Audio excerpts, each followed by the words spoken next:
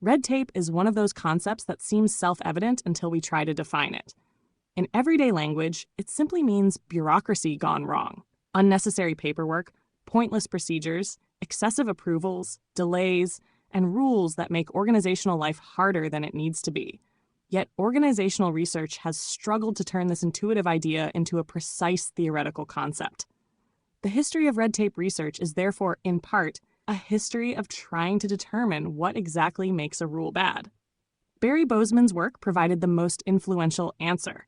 Rather than equating red tape with a large number of rules, he distinguished it from formalization.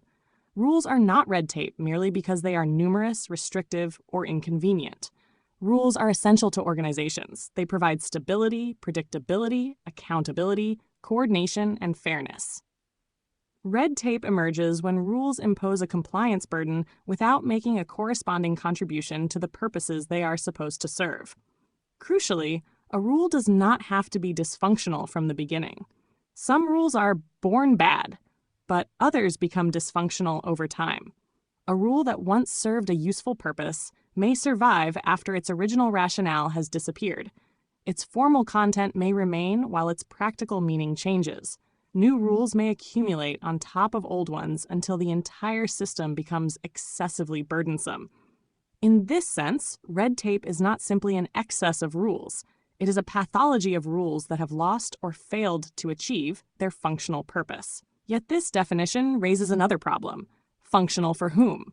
The same rule can protect one stakeholder while burdening another. A reporting requirement may be experienced by an employee as pointless paperwork, while providing an auditor with an essential accountability mechanism.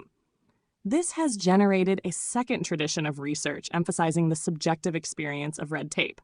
From this perspective, red tape is not simply a property of rules, but something actors perceive through their organizational position, expectations, emotions, and experiences.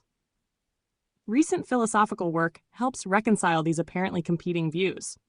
Red tape can be ontologically subjective because it is a social phenomenon dependent on human institutions and shared meanings, while still being epistemologically objective when perceptions, obligations, burdens, and consequences become sufficiently stable and intersubjectively recognizable.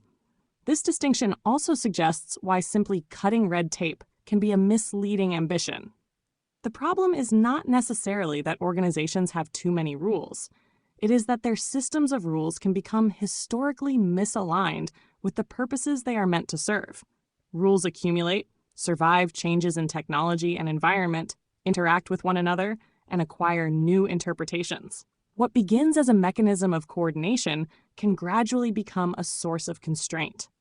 Red tape, then, is best understood not as bureaucracy itself, but as a possible failure mode in the evolution of organizational rule systems.